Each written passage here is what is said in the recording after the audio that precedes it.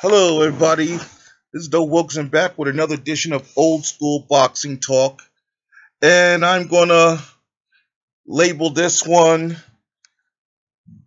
RIP HBO, good or bad. Okay. Um, it's kind of funny. Wednesday, the Smoke City Mobcast was on, and I listen every Wednesday at 9 o'clock. I listen religiously. And Coach was talking about HBO, wishing, HBO should die, whatever.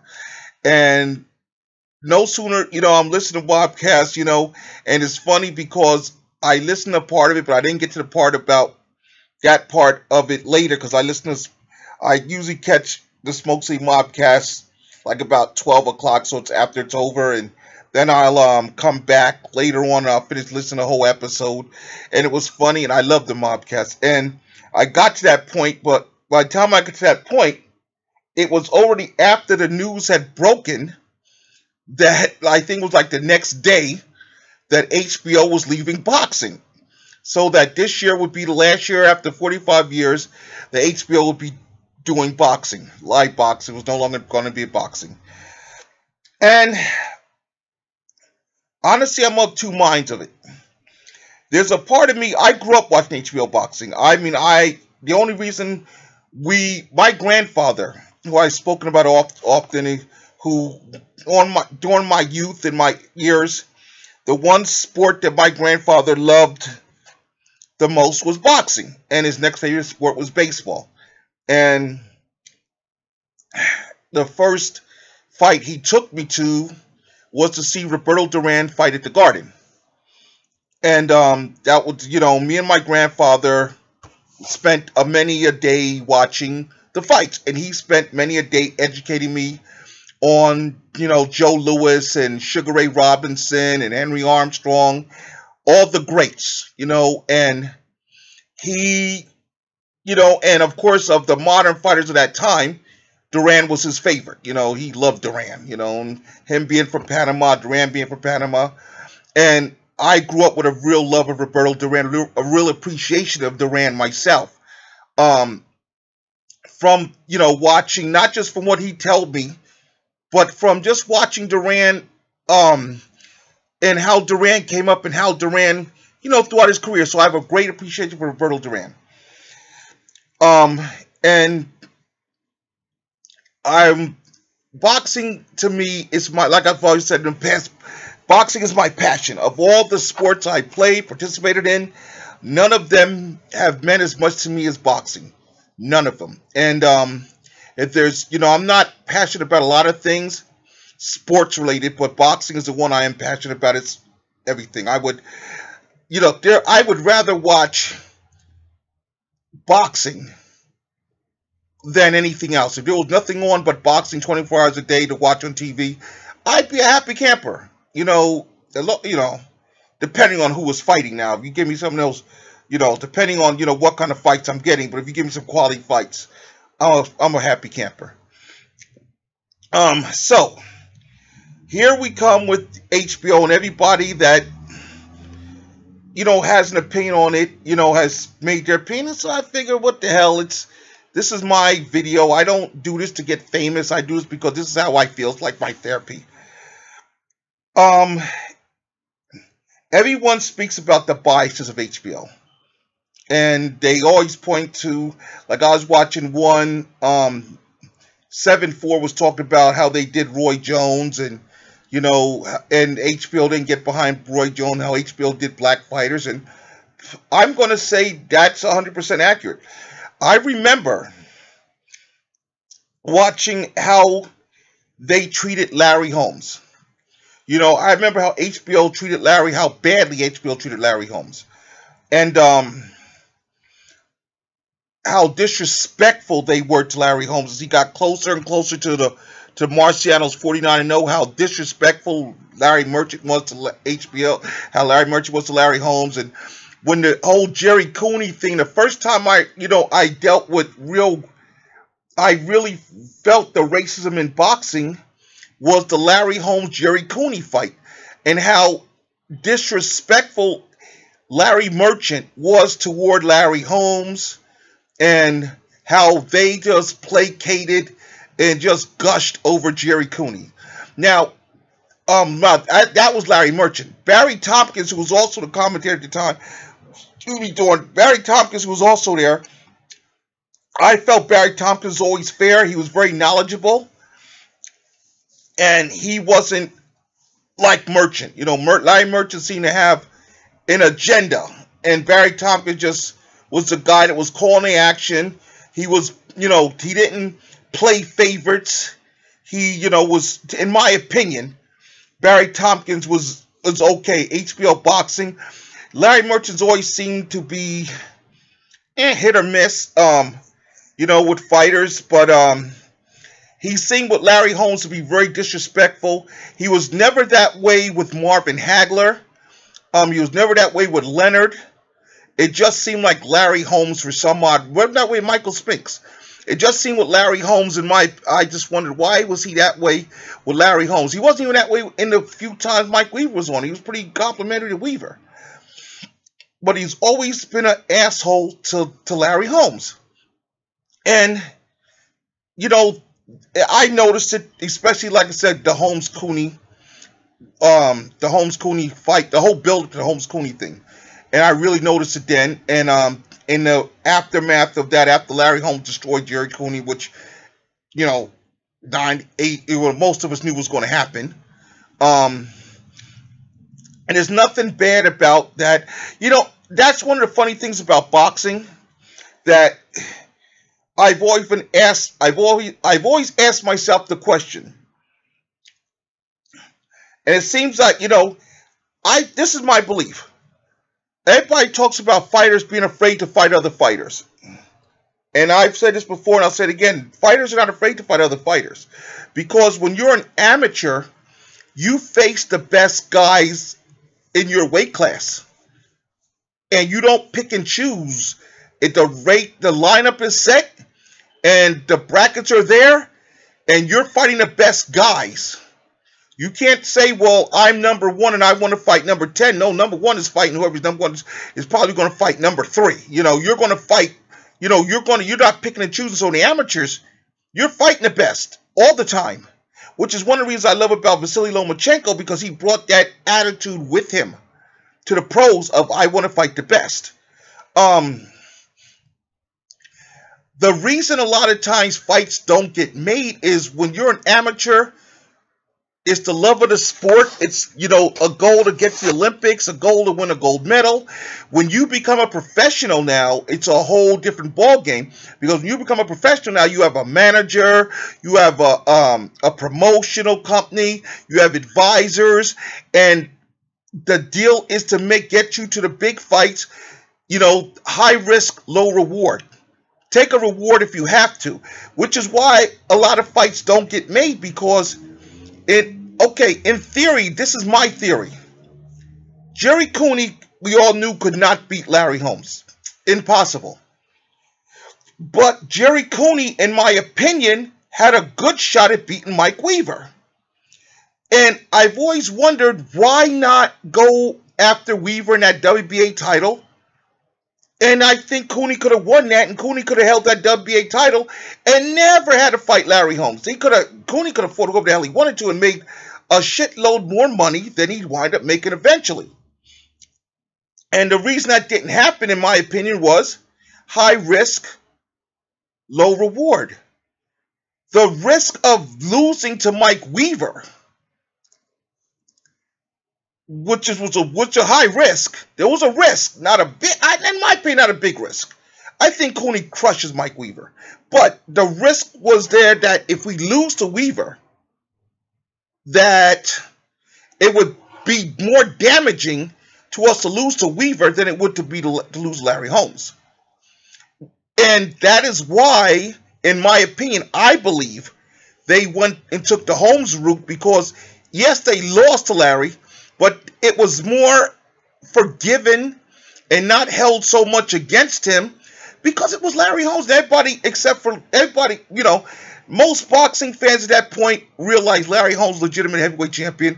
Mike Weaver, who Larry Holmes already beaten, was a belt holder. And I think the Cooney people felt that, you know, they would have made the same money when they fought Holmes or Weaver. It didn't matter. But they were worried because Mike Weaver, who knocked out Jerry Coetzee, Mike Weaver had moments where Mike Weaver could be good.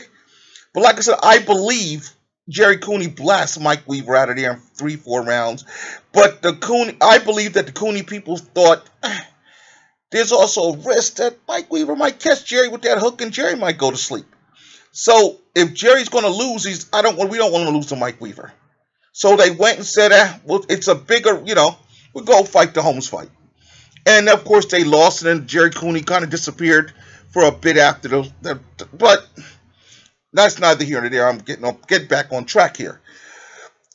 HBO, Larry Merchant's bias, like I said, towards certain fighters was evident. And it depended on, who you were and how much money you were making. Like I said, I've never seen him be disrespectful to Sugar Ray Leonard. I've never seen him be disrespectful to Marvin Hagler. I never seen him be disrespectful to Mike Tyson until after Tyson lost. When Mike Tyson was the quote-unquote baddest man on the planet, running through everybody, Larry Merchant was, rah, rah, rah, shishkamba. And after Tyson lost, and then, after Tyson lost, even a little bit after Tyson lost, they were okay. But after Tyson came back, after a jail thing and Tyson came back, there was some issues there. And, it is what it is. But, for the longest time, Larry Merchant has always been disrespectful to certain fighters. And then came the next wave of guys where he was never, depending on who you who he liked. He loved Oscar De La Hoya, and he was never disrespectful to Oscar. He was always good to Oscar.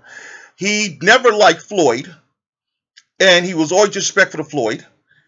And that would wind up coming back to bite HBO in the ass. He was disrespectful to Roy Jones. He was disrespectful to James Toney. Disrespectful to Bernard Hopkins. And also HBO never, I think the Floyd situation. Now, if you look, when I look at Larry Merchant, I look at how he went through, and then after his situation with Floyd, when Floyd left, and people started, I think that because, if I'm not mistaken, it was shortly after the Mayweather-Cotto fight, which I believe Cotto was the last fight Floyd bid on HBO. I could be wrong. If I'm wrong, someone correct me. That shortly after that, they kind of phased Larry out. I mean, they had Max Kellerman here, but they had Max Kellerman doing, what the hell they had him doing? Boxing After Dark. But they phased, finally, they just found a way to just say, Larry, Larry's wife was sick, and, and then, they were trying to phase Larry out. Because Larry was offending a lot of fighters, and fighters would look, a lot of fighters, we're not coming here because of this guy. And so they found a way. They got Max Kellerman. They had Max there for a while. I said, when Max came over from ESPN, Max Kellerman on ESPN was the shits. Max Kellerman was fantastic. I loved Max on ESPN. I think when he got to HBO, somehow they corporatized him. It's like, when you get to certain levels, you can go in and you can do the job, be yourself, but then certain level, they don't want you to be so much yourself. They kind of rein that in and kind of box. And I think that's what happened to Max Kellerman when he first got to HBO. They kind of took away the Max Kellerman that was doing the boxing, like he used to do the openings of the shows. He'd introduce the fights, and he'd have a segment between fights where Max would, inform us of what's going on in the boxing world. Max was awesome in that, and he would break down things. Max was awesome, and to an extent, even when you dealt with Max Kellerman, there were certain fighters like Vasily, he loved, he likes, Lomachenko, but he liked Guillermo Rigondeaux. Jim Lampley hated Guillermo Rigondeaux. But Max Kellerman was always a champion for Guillermo Rigondeaux. And, his boy Lampley, which was another big mistake HBO made. HBO brought Jim Lampley on. They got rid of Barry Tompkins and brought in Jim Lampley. And in the early days, Jim Lampley was okay. He's okay. But as it's like Larry Merchant's biasness and whatever, Larry Merchant's bullshit rubbed off on Lampley. and Lampley started becoming Merchant Jr., and then they somehow try to push that minutia after Larry got pushed out the door. They try to push that minutia off on Kellerman, and to an extent it worked, but to an extent Max still stayed true to Max. Look, there's certain guys I like, and I'm not ashamed to say this guy who I like, and that's why I think they put a no talent hack like Jim Lampley, gave him that show, The Fight Game, which nobody watched. No real boxing fan watched because it was bullshit. Because I'm gonna tell you what, I don't do a pound for pound list. I don't. But if I was to do one of the last people on earth I'm going to name one after is Arturo Gatti. I can all but guarantee you, of all the great fighters in the world that you can name your list after, Arturo Gatti? Are you fucking kidding me? For real, Jim Lampley? Really? You could have named it the LaMotta list. You could have named it the Marciano list. Gatti list? Gatti list, really? Slap in the face. And then you were so biased that the only fighters you had on there were fighters that were covered by HBO. Really? Really? And then the one excuse he always used was, well, we don't do that because Showtime will not share, Showtime will not give us permission to use clips. Well, you, HBO, who would not give Showtime permission to use clips either. So when it suited your purpose, you blamed Showtime. But you can't blame Showtime for the simple fact that you had Jim Lampley, who shouldn't be doing anything boxing related, in my opinion, because I never thought Jim Lampley was good at ABC. He sucked at HBO. And then you gave him the damn show, The Fight Game. And he sucked there because his bias showed, his Gatti list showed, and his dislike and disrespect for certain fighters also showed. And his lack of knowledge of boxing also showed. So that's why your show became a goddamn joke. So, like I said, we go further down the rabbit hole. HBO then decides to alienate Floyd Mayweather, alienate Al Heyman, that whole crew. Matter of fact, alienated Golden Boy. Because Floyd, remember, now people seem to forget that after Floyd left, Golden Boy also left.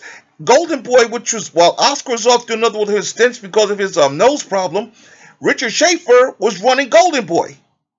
And they left and went to Showtime. And they had, because, Golden Boy and Al Heyman had a work relationship. Now, Al Heyman's fighters do not sign with a promoter. They are promotional free agents. This is so they could fight whoever without getting caught up in this promotional bullshit, which is why a lot of fights don't get made.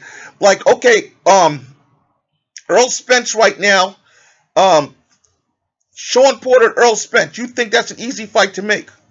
But they're talking about, well, Sean Porter's made it clear. At least I respect Sean Porter's look. If the money's right, we make the fight. The money ain't right, man. I ain't in no hurry. I just got this belt.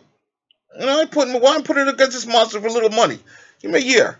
Okay, so Earl and Keith Thurman is doing whatever the hell Keith Thurman is doing, holding that WBA title hostage. So, in a perfect world, you say, shit, Earl, you ain't got a dance partner, and Terrence, you ain't got a dance partner. Y'all both got straps. Hook it up. You can't, because promotional issues. Terrence Crawford is being promoted by Top Rank, who's now locked themselves on ESPN, and Earl Spence is on Showtime, which and Fox, and they and Bob's like, look, I'm not going to risk Terrence Crawford because that's all the hell I got, really. I got Terrence Crawford, I got Vasily Lomachenko, I ain't got nothing else, and I'm not going to risk Terrence Crawford. But at the same token, here's the bad news, Bob. Right now you got the top two fighters pound for pound, Crawford and Lomachenko. The problem with that is this: you have no one for them to fight. You have no one for them to fight. You got Lomachenko's going to fight this unification fight in December. December 8th. Yay. Where's he go from there? Terrence Crawford is going to fight whoever the hell he's going to fight, Benvenutis, whatever. Who's he going to fight after that? That's going to keep people, keep him up there. That's the question you need to ask, because right now, like I said, I don't do pound for pounds. I don't. But if I did one right now, at the end of this year, at the end of this year, I might even keep Lomachenko number one. Terrence Crawford is going to drop. And whether he drops a 2 or drops a 3 is totally up to Terrence Crawford. Because let me tell you what, Canelo Alvarez is hot on his heels. Now, one of the things I also do is one of the things I look at is fighters' resumes. And in my opinion, this is my opinion, not a fact, but my opinion, the 3 fighters with the best resumes actively in boxing today: Canelo Alvarez, Danny Garcia, Keith Thurman. Active fighters today. Those 3 guys have the very best resumes of everybody else, all these other champions today. Canelo Alvarez, Danny Garcia, Keith Thurman have the three have the best resumes. Which means a resume is who have they faced, who have they been in a ring with, who have they beaten. Canelo Alvarez, he only lost to the Hall of Famer Floyd Mayweather. Only lost to Mayweather. He's beaten Hall of Fame worthy Shane Mosley. He's beaten Hall of Fame worthy Miguel Cotto. He was the first guy to beat Austin Trout.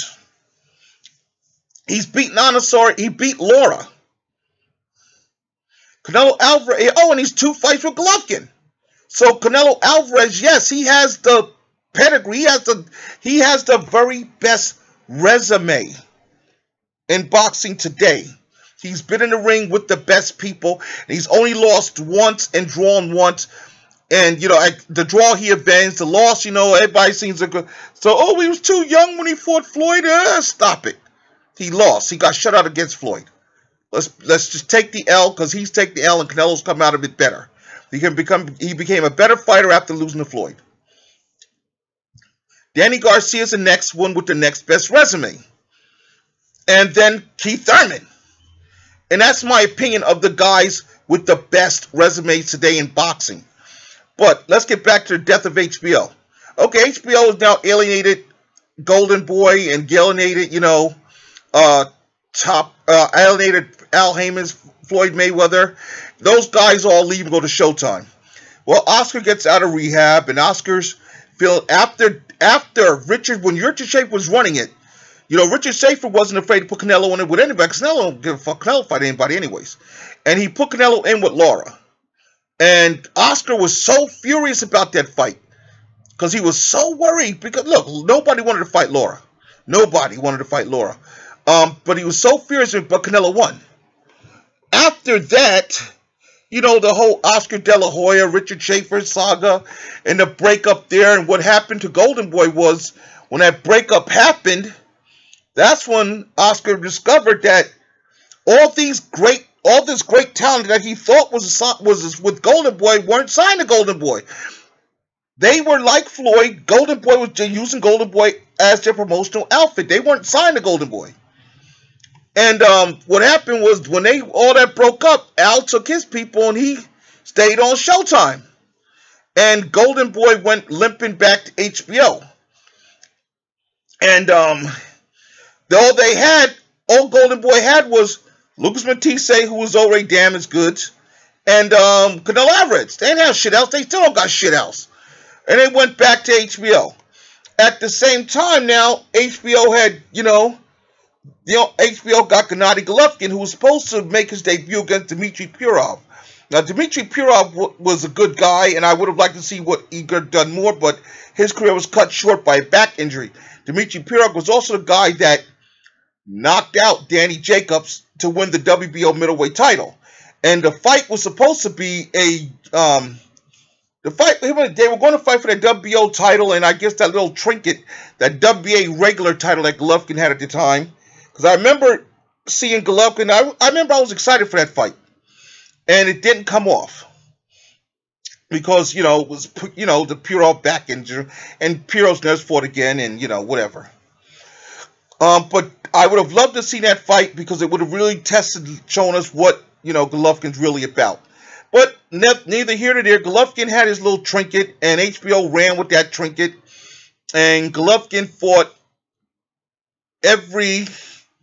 anything they could give a pulse to, and they rolled it into the ring, and Golovkin took it out. And the reason I'm saying this is because Abel Sanchez set his man up. Abel Sanchez sat there and told the world, we'll fight anybody from 154 to 175. What they wanted to do was they were trying to get Floyd Mayweather to come fight Golovkin at a catchweight at 154. Because when they were offered other fighters at 154, the Charlo brothers stepped up. This is when they were really green. But they were like, we'll fight you. There were other fighters at 154. Laura said, yeah, I'll fight you. There were fighters at 154 that said, we want that work. Demetrius Andre said, we want that work. And none of them, he didn't answer. Andre Ward at 168 said, yeah, I'll take some of that work. Well, we need you to come down to 164. Carl Froch said, we want that work. Well, they were willing to go to 168 to fight Froch, but they want Andre Ward to come down. And Andre Ward's like, man, please, get the hell out of here. So, well, I'm not coming down. You come to 68 to fight Froch, you can come to 68 to fight me. I beat Froch. I'm the man up here. So Golovkin, by him and Abel Sanchez, their own big mouth, they set themselves up. But they said 154 not to get the best 154 pounders, but to try to get Floyd Mayweather, because they were trying to get the big money to get Floyd and Manny. That's all they wanted. They wanted the big fight, high risk, low reward. That's what high risk. The low risk, high reward. They felt that if they fought Floyd, if they fought Floyd and lost to Floyd, it makes them a big star like it did with Canelo. It made Floyd. Because they knew if they got the fight with Floyd, they were going to have to do a pay-per-view, which would have got Golovkin on pay-per-view, like he said the same thing up with Canelo. Fight a pay-per-view, you're the undercard, boom, Floyd does his thing, you do your thing, and then we meet up. And just like it did with Canelo, it kind of gave him that clout. But Floyd wasn't interested in that at that time. Floyd wasn't interested. Manny Pacquiao wasn't interested. Manny Pacquiao said, nah, Bob was like, nah, we ain't doing that. Bob was like, nah, we ain't doing that. He ain't interested in that shit there. 154 is too big for Manny, nah, we too small, nah, it's not for us. So, when the bigger boys, when Andre Ward and those quality 154 pounders started calling his ass out, then it was a whole, we got mandatories. We're going to unify. Yeah, unification's our main objective. All right. So, what happens? The one thing that was funny was that the one guy they talk shit on, Sergey Kovalev, I'm surprised that he never said, bring your ass. They was like, we beat Kovalev up in sparring. We beat Kovalev's ass in sparring. What I'm surprised is that Kathy Duva and Sergey Kovalev said, man, bring your ass to 175 so you can do that shit now. But they never did. I would have loved to see what he would have had to say if Kovalev had called his ass out and said, look, man, what happened in sparring is sparring, man. Come on, let's do this shit. But Kovalev has this thing where he says, I don't want to fight my fellow countrymen. I don't know what the fuck that's about. Because if that was the case, we wouldn't have half the fights we'd have. So, I don't know what kind of shit he's on, but I like Sergey Kovalev. I do. I like him. I look forward to seeing him fight again. And what I do is I respect the fact that, like the Alvarez who just whooped his ass, he wants that rematch. That's going to be on ESPN. And, I want to see what happens there. But let's get back. Now, HBO loses all this. All they have is Kovalev and Canelo.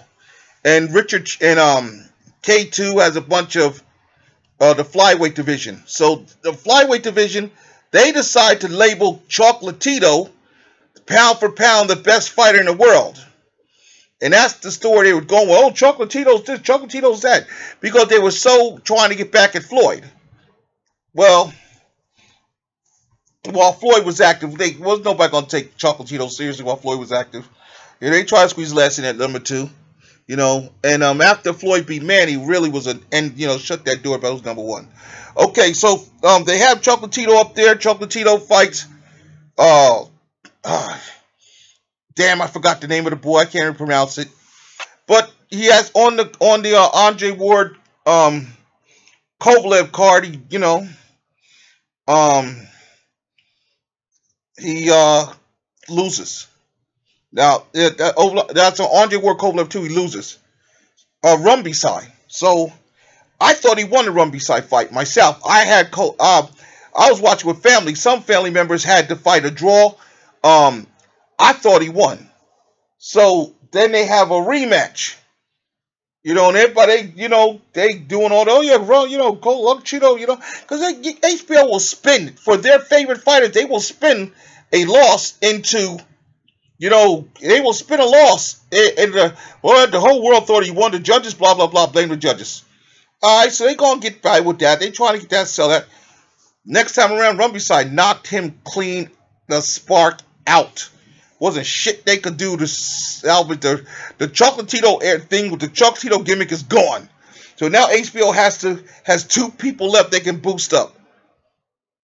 Lomachenko, they had Lomachenko. You had Lomachenko at the time. But before they pissed off Uncle Bob and Uncle Bob said, fuck you and I'm leaving to ESPN, they had Lomachenko and they had Terrence Crawford. And they didn't really do too much. It was all right. They didn't do enough to promote Terrence Crawford like they did. They were promoting the hell out of Lomachenko. But they didn't do enough to promote Terrence Crawford, in my opinion. Like I said, it seems like if you're good and you're black, HBO, they want you to fight the best fighters, but they don't give you the most promotion. HBO didn't make Floyd Mayweather a star. Floyd Mayweather made Floyd Mayweather a star. Let's get that straight. HBO just was on lawn to make as much money as they can, but Floyd made Floyd a star. HBO didn't make Floyd a star. So I'm gonna put that out there right now. So anyways, we go through, HBO's disrespect. Bottom line is, their top cash cow, Golovkin loses. Wow. And now they can't squeeze another third fight out of there. So they're like, you know what? We're getting out of the boxing business. Why? Because Showtime had built their shit up with Showbox. They had building their shit up for a while, and Showtime was kicking your ass. And then when Showtime signed this new deal with PBC, and Bob Arum and Top Rank signed their new deal with ESPN, HBO realized, shit, the best fighters, Bob Arum has the number 1 and 2 pound for pound best fighters in the world over at ESPN. They're not coming to hell back. And the rest of the top fighters in the business are at Showtime. Oh yeah, and by the way, Canelo and Triple G's contract expired. Shit. And Canelo's not damn as good. We can do some Canelo. What can you do, Canelo? Who's he gonna fight? How many fights can you have? How many David Lemieux fights can you have? Because the thing about Canelo, yeah, you inherited that WBC and WBA belt, but you inherited a problem called Jamel Charlo. You got the Charlo problem, and you knew that the Charlo fight was not going to take place on HBO. It was just no. So, I mean, maybe HBO pay-per-view, but Jamel Charlo was not coming to HBO to fight. And, okay, even if Charlo did come to HBO, which was rare, it was probably going to be a pay-per-view fight, and Charlo sparks out Canelo. I don't think he sparks out Canelo. I think he beats Canelo in decision. But Charlo goes in there, he beats Canelo. He's taking that shit back to Showtime. He ain't staying on HBO. Shit, if it's a pay-per-view, if the fight's on pay-per-view, Charlo wins, guess who gets the pay-per-view, the rights to replay that shit? Showtime do. Showtime gonna get the first right to show that. So now, it's another case of your guy against Showtime's guy, and Showtime's guy beat your guy's ass. And now that's either further proof that the best fighters are over here on Showtime. So now HBO decided, they did the honorable things. Look, those guys at PBC, the best fighters at PBC, they're not fucking with us, and it's our fault. The best fighters at Top Rank Top Rank's not fucking with us, and it's our fault. What we got is who the hell do we got? We got Sergey Kovalev, who's Kovalev after Alvarez. If he loses to Aliter Alvarez, he's done.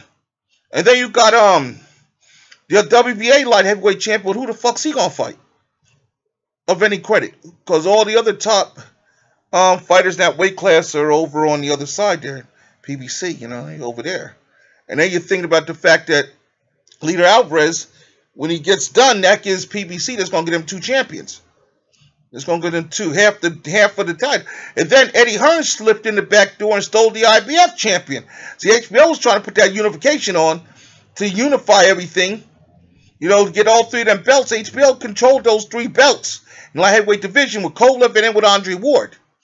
And Adonis Stevenson took his belt, went over across the street to Showtime when HBO's lowballed him on the price for the Fonfara fight. But, like I said, the bottom line is now, the death of HBO was a lumbering beast that needed to die. Because the people that run HBO Boxing were not willing to do the things that needed to be done to keep it alive. What could HBO have done to keep HBO Boxing alive?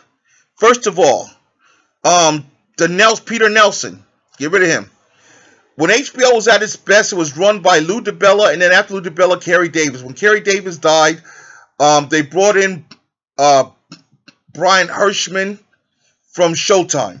Hirschman was there when Showtime did the tournament, did the Super 6 tournament. So they brought him in there. Ken Hirschman. They brought him in there. And it's under Ken Hirschman's stewardship and watch that a lot of the frazzling with the PBC and with all that took place. But I don't know if it was Hirschman particularly. I mean, there's rumored rumblings, but I think it was a lot of disrespect on camera with Larry Merchant that kind of led to that exodus. And HBO knew right there when you lost Floyd, you lost a big chunk of money. Because here came CBS into the game, and they gave Floyd that big 5-fight deal. And Floyd said, shit, yeah. You know, and Floyd took it. It was the richest deal any athlete had. And everybody, oh, Floyd only fights once a year. Floyd stepped this shit up. Floyd fought twice a year. Floyd made his money, $33 million a fight. Floyd made his fucking money and made them a shitload of money. And on the way out, Floyd also showed CBS how much money they could be making off of boxing. You know, and CBS also got that Pacquiao fight. They got that that Pacquiao fight. While HBO was sitting there doing bullshit, CBS, Ross Luna, they got that fucking Pacquiao fight.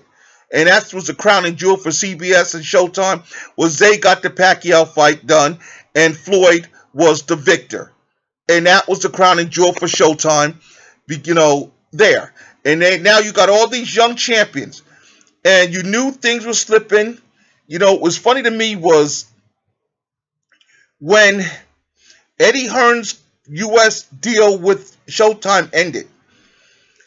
I thought, sure as shit, I knew he had the DAZN thing, but I was thinking Eddie Hearns wasn't going to really put the eggs of Anthony Joshua in there. I thought Eddie Hearns was going to keep Anthony Joshua separate, take Anthony Joshua over to HBO, so he could, you know, give him further reason to duck to Deontay Wilder. Because, oh, I'm here and you're there, and that could have, and I thought that would have worked.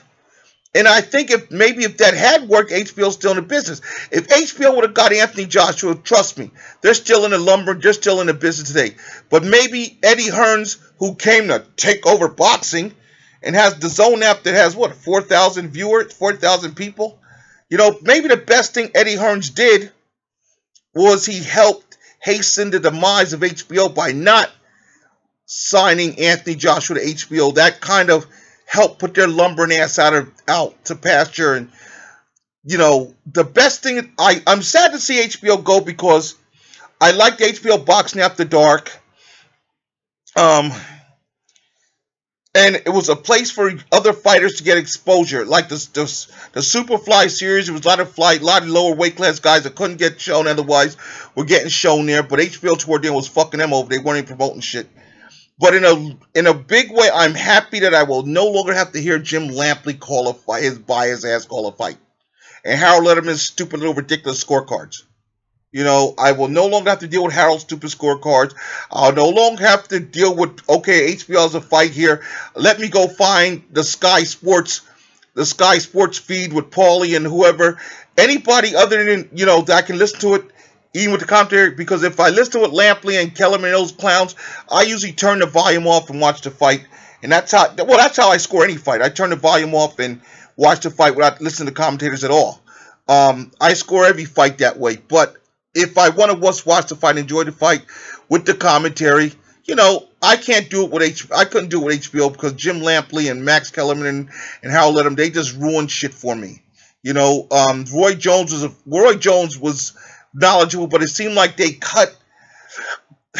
really just didn't let Roy do Roy. Especially Lampley. Lampley was kind of just,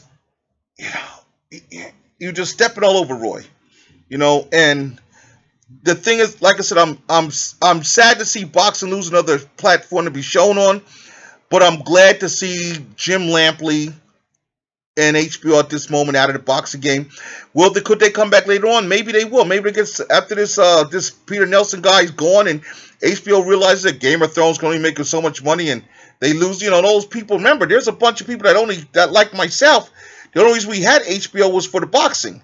So there's a bunch of people that say, hold on, we only got HBO for the fights. And they'll realize that revenues that's going away. And they'll say, we got to fix this shit. And maybe that's what HBO needs, to fix this shit. Follow the lead that Showtime is doing.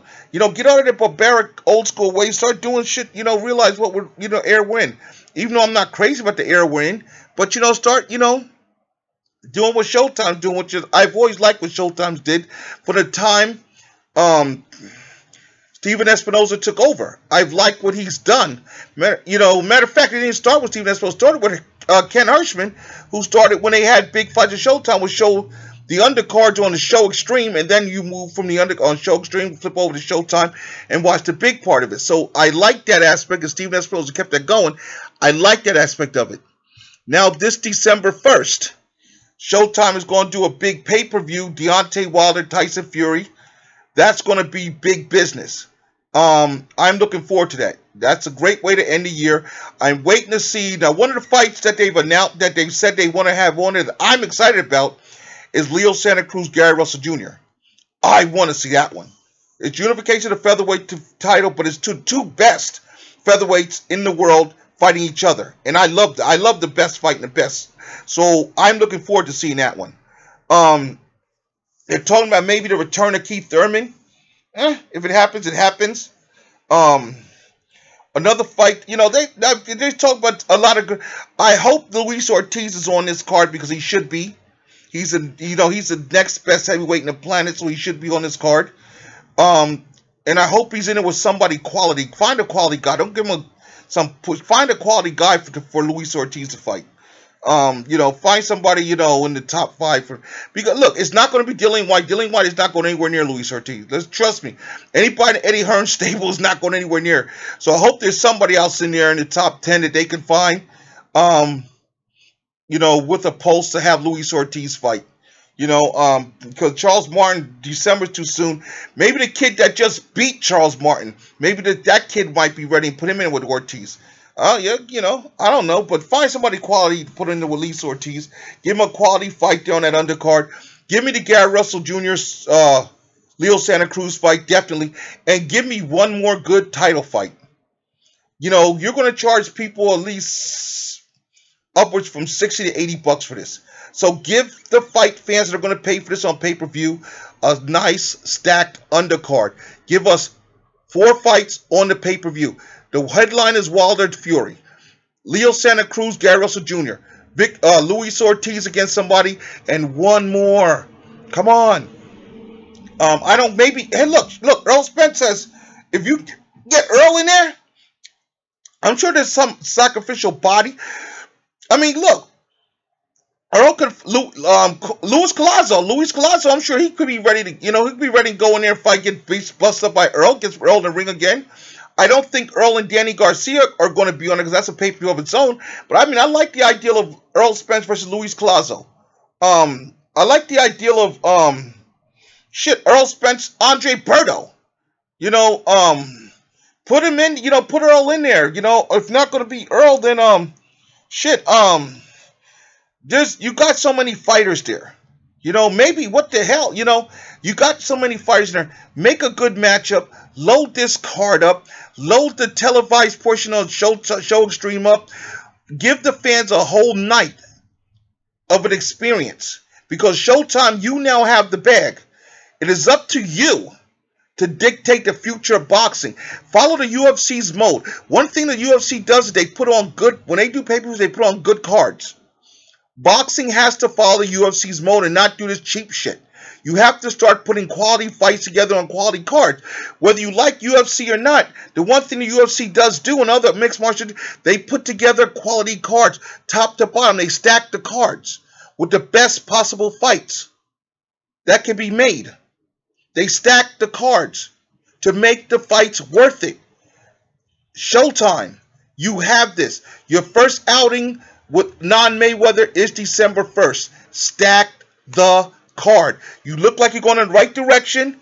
If you get Leo Santa Cruz and Gary Russell Jr. in there, hey, hell of a fight, yes. If you put Luis Ortiz in there with somebody worth a damn, yes. And give me one more fight on the pay-per-view version, and then stack the like UFC does, stack the other card, the televised portion leading me up to the pay-per-view. Give me a couple good fights there. Now I'm hearing we're going to get Adonis Stevenson facing his mandatory. Good. Let's see if we can get Keith Thurman on there. But look, guys, you have the bag now. You're the guys calling the shots. Don't HBO us.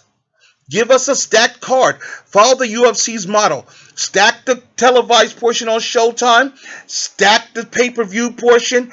Give these fans their money's worth. And you know what? You build this here because that way when it comes back around and it's Earl Spence versus Mikey Garcia, you set the precedent. You get a bunch of fighters because you can't make pay-per-view stars if you don't put guys on pay-per-view. You come back with the Earl Spence card. You put Earl on there. You put both Charlo brothers on there. And, you put Earl and the Charlo brothers, both of them in there. Put that shit in Texas, baby. Maybe it be Jamel Charlo versus Jared Hurd. To unify that 154-pound thing, that would be awesome. Jamal Charlo, I'm sorry, Jamel's the middleweight, so put Jamel in there with somebody at 160. Jamal in there, handle his business at 154. You got Earl. Give me one more good fight on that card. Start stacking your cards. Give the fans their money's worth. And I guarantee you, this is what I talked about in previous videos. Don King pay-per-views were legendary.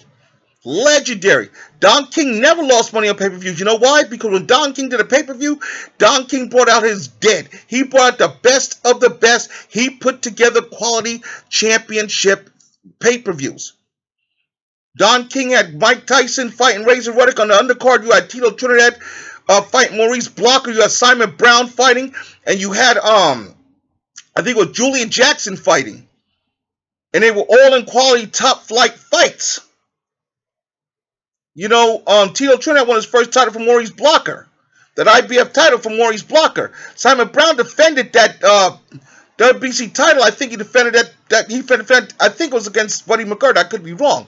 But it was a quality fight. It was quality Julian Jackson. Quality fights against quality people, which made, when you paid for Don King pay-per-view, when Don King did pay-per-view, you didn't get no bullshit. You got the real deal. You got a night's worth. What I'm saying to Showtime is, as much as you're taking the sport into the future, look a little bit back in the past and understand how to do it the right way. So that when you do pay-per-views, and don't do them often, maybe do 4 a year, but keep, do two to four, no more than 4 a year. And when you do your pay-per-views, stack those cards. So that when fans go and say, oh yeah, show pay-per-view, oh hell yeah. They're going to be stacked. They're going to be worth my money. And I can get buddies over there and I can, stack the cards. And still keep up the good work with your Showtime, with your Showbox New Generation. Keep up the work you're doing. And do not let Jim Gray become the next Larry Merchant. Start checking Jim Gray now. So till next time, this is Doe Wilson signing off saying good luck and we'll talk to you later. And like I said, check out Blood Boxing Returns, his documentaries. He has one up now on the Ali's Last Dance. Blood does a great job of going back old school. He does the heavyweight division. Please check this brother out. Check out everybody at the LDBC. Check out the Smoke City Mobcast every Wednesday night at 9 o'clock. That is informative. It is just, man, it's fantastic. If you haven't seen it, you haven't heard it for yourself, you've been missing something special. And once you hear the first one, you'll want to go back and you'll want to check out all of them. And they also, the Smoke City Mobcast also has an app. You can pick it up on the Google Play Store. You can take their app on the Google Play Store. It's worth it. Trust me. Unbiased boxing opinion from fans for fans. This is the difference between the LDBC. I'm not a member of the LDBC. I'm just a guy that loves. But the point is, they're fans like us who cover the sport, who are not biased one way or another, and who give you the straight scoop. Unlike these old school boxing reporters, my problem with them is they all have a master to serve. You know, whether if you work for Ring Magazine, you have Ring Magazine's agenda to play to. If you work for Boxing Monthly, you have their agenda to play for. Even if you say you're independent, you still have to serve those masters. When you go to 7-8 Sports, he ain't got no master to serve. You go to Black Fight Fan TV, he ain't got no master to serve. You're going to get it straight, raw, and rugged, and you're going to get the opinions. You're not going to get the corporate opinions.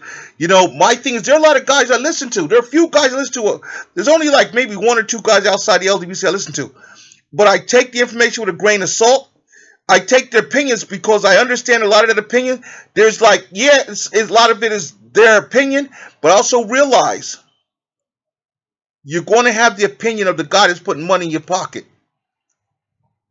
So, you know, you got to serve master. The LDBC, these guys are not associated with any of the, you know, with any of the magazines or the networks, none of that horse shit there. You know, these guys are, like I said, fans like us. You know, they go to fights. Blue Blood Boxing. It's a guy that goes to, you know, press conferences, and he put the heat on Anthony Joshua about why you ain't fighting Wilder and ran him out the damn building. You know, we have Fanon, who's a lawyer, can break down the financial aspect. The LDBC has everything. And these guys are educated, these brothers are educated, and they're not biased. They're just going to give you the straight scoop. Now, if you don't like the truth, then that's not for you. But if you want to know the truth from a fan's perspective, check out the LDBC. And until I get back at you, it's Doug Wilson signing out.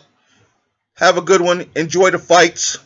You know, we're going to be a little low for a little bit, but we're coming. December 1st, ladies and gentlemen. Save your money. Save your money. If you can't make it to LA, if you don't have Showtime, get it. And December 1st, rally up. The champ, Deontay Wilder, defending the WBC heavyweight title for the 8th time against the lineal heavyweight champion Tyson Fury. 2 undefeated heavyweights. Somebody's always got to go in LA. Ladies and gentlemen, we're on to something good. Boxing is coming back. This could be the start of it.